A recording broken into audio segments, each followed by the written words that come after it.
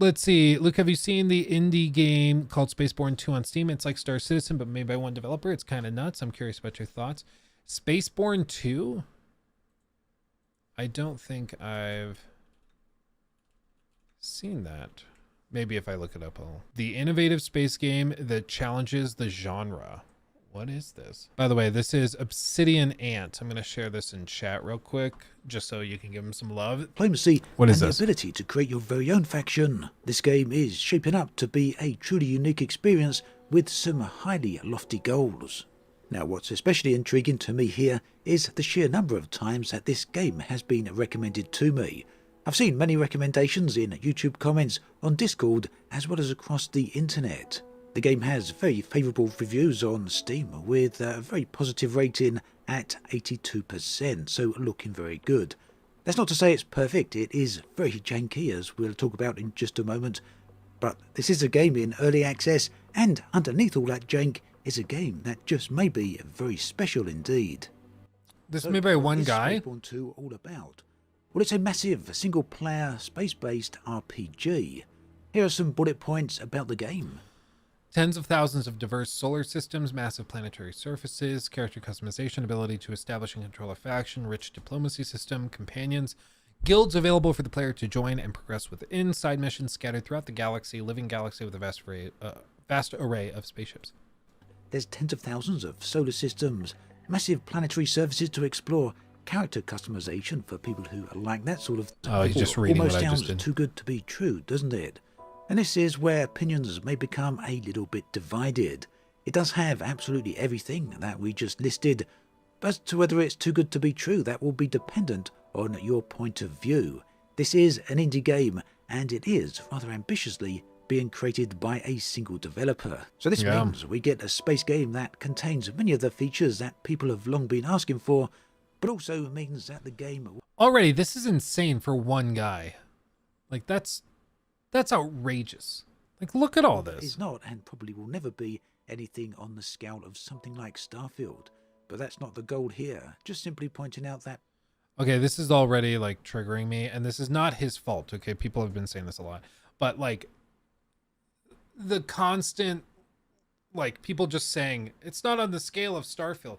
Like, we don't really even know much about Starfield other than him just saying 1,000 planets. Like, we don't actually know how big that game is. If it's just 1,000 procedurally generated planets that are empty with a couple of, like, copy and pasted buildings on top, that to me is not that impressive, honestly. Like, especially coming off of No Man's Sky or Star Citizen or some of these other games. It's like, that's not that impressive to me. But maybe it is that impressive. Maybe it's like crazy and it is 1,000 planets with huge cities and very carefully built out quests and things that are, you don't even realize they're dynamic. Maybe it is going to blow me away, and I really, really hope it does, because dear God, I need another space game to play other than Star Citizen. But we don't know that yet. Like, this is where, like, the danger of hype comes in, because everybody's just assuming it's going to be amazing. I'm like, let's chill until we've seen it. Because if we see it and it's amazing, we can be hyped. Okay, we can be excited. I still maybe not hyped because they've lied to us many times before. But still, you get what I'm saying. People will need to set their expectations accordingly. So, keeping that in mind, and if you're willing to accept all that, Spaceborne 2 is certainly worth a look. It's currently available on Steam, priced at around £16. I believe that's roughly $20 if you're in the US. And what you get for your money is a game that absolutely feels full of potential and ambition. But one which also feels full of jank, bugs, and, well, a few problems here and there. It's a contradiction within the game itself, and one which is backed up by the reviews you'll find on Steam. These reviews, you'll notice... I wonder if only having one developer is actually helpful, because it seems like there's a lot of bloat in a team like the one working on Star Citizen, where to get anything done, it takes like 6 months for them to build a ship. Whereas this guy can probably just put it together, get the control nodes working, and pump it out. Like, it seems like with a lot of these companies, the bigger they get, the more it slows things down. You know what I mean? Like, yeah, the quality of work is probably higher. They have more specialized designers and artists and stuff. But it seems like the bigger the teams get, sometimes it just slows things down to a crawl, you know? Players have many dozens of hours, in some cases hundreds of hours within the game itself, very likely from a pre-access build, and here you can see those contradictions at play, with some people absolutely loving the game and other people being more than a little frustrated, shall we say. The general feeling, however, is that it's worth wading through all the jank to find what lays beneath. Now, the game does go through a very extensive tutorial, a little bit too much in my own opinion, but it does get you used to the game itself. It'll place you in a little shack and a building at the start of a city. From here, you'll have to go and talk with your grandmother, I think, or maybe it's an aunt, and she will moan to you about being a bit behind on your rent. That is far cheaper than using voice actors and far more convenient. I'm sure full-on voice actors will come at a later date. Now, this start area, which you can see on the screen right here, this is the first city that you're introduced to, and it really does have a wonderful vibe. I absolutely loved the feel and look of this. A very nice style that is evocative of Star Wars Galaxy at its best time.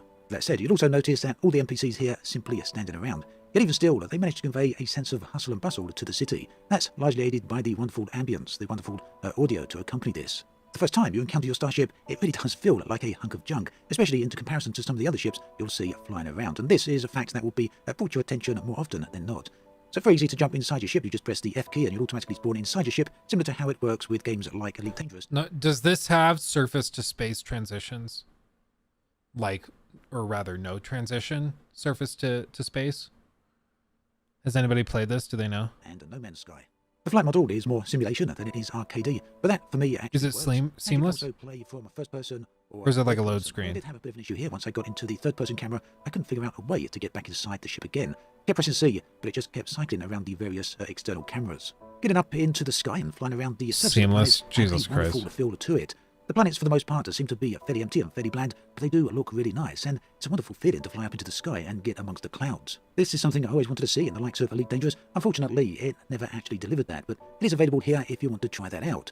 Unfortunately, though, getting up into space is not seamless. There will be a transition screen here, a load screen to all intents and purposes, but it doesn't take very long to transition to space. And once you're up there... See, to be clear, so if this is what BGS is doing to transition from planet surface to space, I don't think that's that bad.